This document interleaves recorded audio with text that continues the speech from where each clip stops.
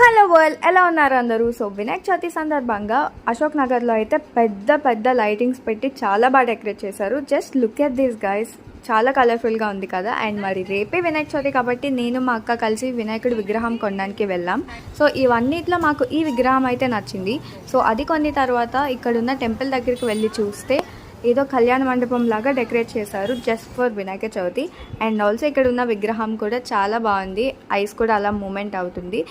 So hi guys, it's officially Ganesh Chaturthi today. మీ అందరికీ వినాయక చవితి శుభాకాంక్షలు. సో నేను మా అక్క కలిసి చాలా కఠినమైన నిర్ణయం తీసుకొని ప్రసాదాలు చేయడం స్టార్ట్ చేసేసాము.